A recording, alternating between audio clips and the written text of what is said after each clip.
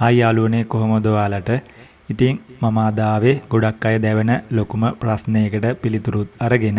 ඉතින් මේ ව්‍යාපාරය ගැන උනන්දු ගොඩක් අයට තියෙන මේ ප්‍රශ්නය තමයි ව්‍යාපාරයට සුදුසු හොඳම පොල්ලෙලි කැබලි කරන මැෂින් එක මොකක්ද කියලා. ඉතින් මේ වීඩියෝ එක බලන ඔයාලට මැෂින් එකේ විශේෂතා මොනවද? ක්වොලිටි එක පවත්වා ගන්න කොහොමද? යන්ත්‍රයක් තෝරා ගැනීමේදී සලකා බැලිය යුතු කරුණු වගේම අලුතින් මේ ව්‍යාපාරය ආරම්භ කරන අයට වැදගත් උපදෙස් ඇතුළු තවත් වැදගත් කරුණු ගණනාවක් මේ වීඩියෝ එක අවසන් වන තෙක් බැලුවොත් ඔයාට දැනගන්න පුළුවන්. ඒ වගේම තමයි මේ වීඩියෝ එක මම අරගෙන ඉන්නේ පොල්ලෙලි කැබලි ව්‍යාපාරයක් ආරම්භ කරන්න ආසාවෙන් ඉන්න අයට වගේම පොල්ලෙලි ආසිත කර්මාන්තයේ නියැලෙන අයට නිවැරදි යන්ත්‍රයක් තෝරා ගන්න බලාගෙන ඉන්න අයටත් තමයි මේ වීඩියෝ එක ගොඩක් වැදගත් වෙන්නේ. හරි යාළුවනේ, එහෙනම් අපි දැන් මේ වටිනා වීඩියෝ සමග එකතු වෙමු. වීඩියෝ එකට යන්න කලින් මතක් කරන්න කැමතියි මම මේ වීඩියෝ නිර්මාණය කරන්නේ ලංකාව ඇතුලේ ව්‍යාපාරයක් තුලින් ගේමක් ගහලා ජීවිතේ ලස්සනට පාට කරන්න ආස කරන කොල්ලන්ට කෙල්ලන්ට. ඉතින් මගේ වැඩත් එක්ක හම්බෙන පොඩි වෙලාවෙන් තමයි මම මේ දේවල් ඔයාලා වෙනුවෙන් අරගෙන ඉන්නේ. ඉතින් ඔයාගේ අදහස් උදාස් යෝජනා චෝදනා කමෙන්ට් එකේ කොටාගෙන යන්නත් අමතක කරන්න එපා. ඉතින් අද මම කතා කරන්නේ ඩයමන්ඩ් ඉන්ජිනියරිං ආයතනය නිෂ්පාදනය කරන පොල්ලෙලි කැබලි මැෂින් එක ගැන. මේ වීඩියෝ එක ස්පොන්සර් එකක් නෙමෙයි. මේක මගේ පෞද්ගලික අත්දැකීම සහ මම මේ ශාස්ත්‍රයේ වැඩ කරපු කාලය තුල දැකපු සහ ඉගෙනගත්ත දේවල් මත පදනම් වෙලා මම විසින් එකතු කරපු මගේ අවංකව අදහස්.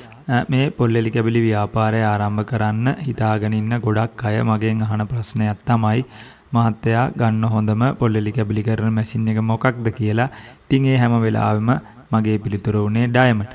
අපි යන්ත්‍රයක් මිලදී ගන්නකොට මිල විතරක් බලලා වැඩක් නැහැ. ක්වොලිටි එක, කල්පැවැත්ම, ස්පෙයා පාර්ට් සහ ආෆ්ටර් සේල් සපෝට් ගැන අනිවාර්යෙන් බලන්න ඕනේ. එතනදී මේ වෙනකොට ඩයමන්ඩ් ආයතනය ඉහළින්ම ඉන්නවා කියලා මම කියන්න කැමතියි. ඉතින් අපි මුලින්ම බලමු මේ යන්ත්‍රය නිමාව සහ view ගැන. ඇත්තටම කර්මාන්ත ශාලා තුල භාවිතයට සුදුසු ලෙස ශක්තිමත්ව නිෂ්පාදනය කරලා තියෙනවා මේ මැෂින් එක.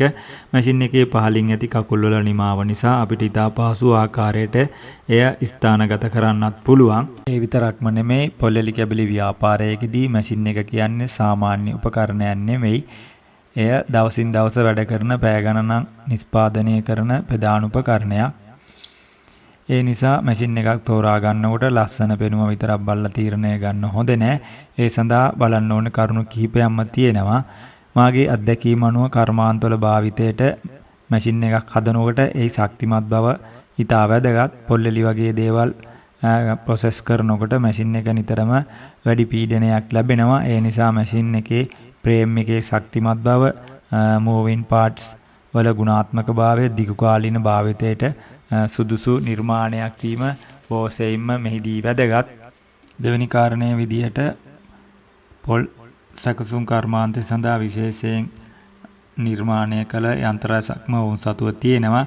Chip machine, separate machine, shaving machine, ඒ කියන්නේ අර පොල්ලෙලි කැබලි හලන මැෂින් සහ වෙනත් කොකොනට් ප්‍රොසෙස් උපකරණ එකම තැනකින් ලබා ගැනීමේ හැකියාව මේ ඩයමන්ඩ් ආයතනයෙන් දීලා තියෙනවා අපිට.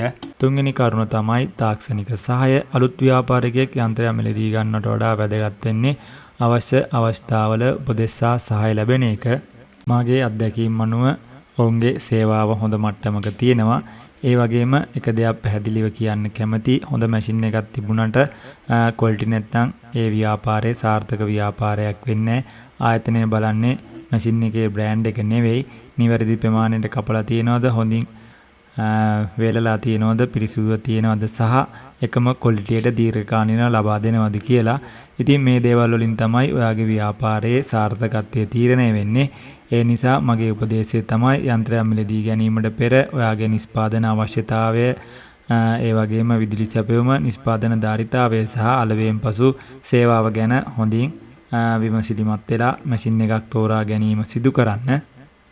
ඒ වගේම ඩයමන්ඩ් ආයතනයේ නිවැරදි ඉංජිනේරින් ක්‍රමවේදයක් භාවිතා කරලා තියෙනවා.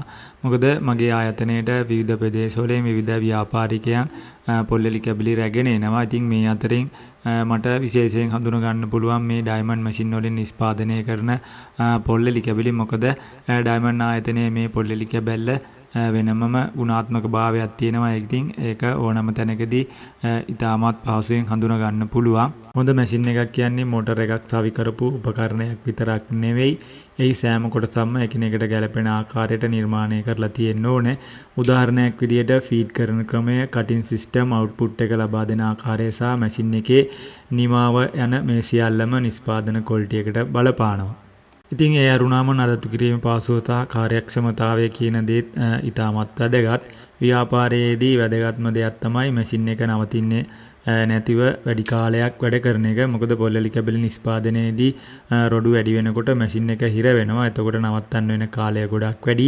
ඒ වගේම මැෂින් එක නිතරම රිපෙයාර් කරන්න ඕන, නිෂ්පාදනය නතර වෙනවා, ඕඩර් ප්‍රමාද වෙනවා, අමතර වියදම වැඩි වෙනවා. ඒ නිසා මැෂින් එකක් ගන්න කලින් මේ නඩත්තු කරන්න පහසුද, ඒ වගේම කාර්යක්ෂමතාවය කොපමණද කියන එක ගැන අපි සලකා බලන්න ඕන. ඉතින් ඒ අතින් නම් ඩයමන්ඩ් ඉන්ජිනියරිං ආයතනයේ පොල්ලලි කැබලි මැෂින් එක ඇත්තටම හොඳ තැනක තියෙනවා, හොඳ තත්ත්වයක තියෙනවා.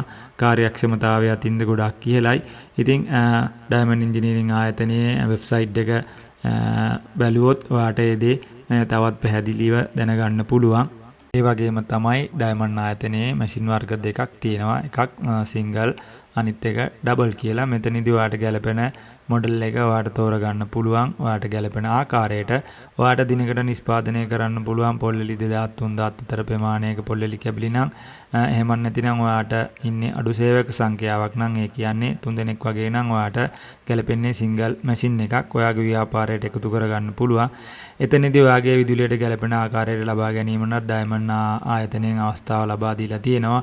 ඔයාට තියෙන්නේ සිංගල් පේස් විදුලිය නම් සිංගල් පේස් මැෂින් එකක්ද, 3 පේස් විදුලිය නම් 3 පේස් විදුලියට ගැලපෙන මාදිලියෙන් ඔයාට තෝරගන්න පුළුවන්. මෙතනදී සිංගල් පේස් මැෂින් එකකට වැඩිය අපි 3 පේස් මැෂින් එකකට යන එක මෙහිදී ගොඩක් වැදගත් වෙනවා. මොකද විදුලි බලයේ පැත්තෙන් සිද්ධ වෙන පාඩුව ගොඩක් අවම කරගන්න පුළුවන් 3 පේස් මැෂින් එකක් මිලදී ගැනීමෙන්. ඉතින් ඒ වගේම ඔයාගේ ධාරිතාවය කියන්නේ නිෂ්පාදන ධාරිතාවය පොල්ලි 2000-3000 ඉක්මවලා යනවා නම්, ඒ වගේම සේවකයන් 5 දෙනෙක් වගේ ඔයාට ඔයාගේ ව්‍යාපාරයට යොදා ගන්න පුළුවන් නම් ඔයාට ගැලපෙන්නේ ඩයමන්ඩ් ඩබල් මැෂින් එකක්. ඉතින් එතකොට ඔයාගේ ව්‍යාපාරය තවත් දියුණු කරගන්න ඔයාට පුළුවන් ඩයමන්ඩ් ආයතනයෙන් ඩබල් මැෂින් එකක් මිලදී ගන්න. ඉතින් ඒ විතරක් නෙමෙයි, ඔයාට පුළුවන් ඩයමන්ඩ් ඉන්ජිනියරිං ආයතනයේ දුරකථන අංකයට ඇමතුමක් ලබා දීලා තවත් වැඩිදුර විස්තර ලබා ගන්න. මම කලිනුත් කිව්වා ඩයමන්ඩ් ඉන්ජිනියරිං ආයතනයෙන් සිංගල් මැෂින් එක වගේම ඩබල් මැෂින් එකත් හඳුන්වා දීලා තියෙනවා. ඉතින් මේ වෙනකොට සිංගල් මැෂින් එකක මිල වෙන්නේ 3.10ක්. ඒ වගේම ඩබල් මැෂින් එකක් 4.90ක් වගේ වෙනවා මට මතක විදියට.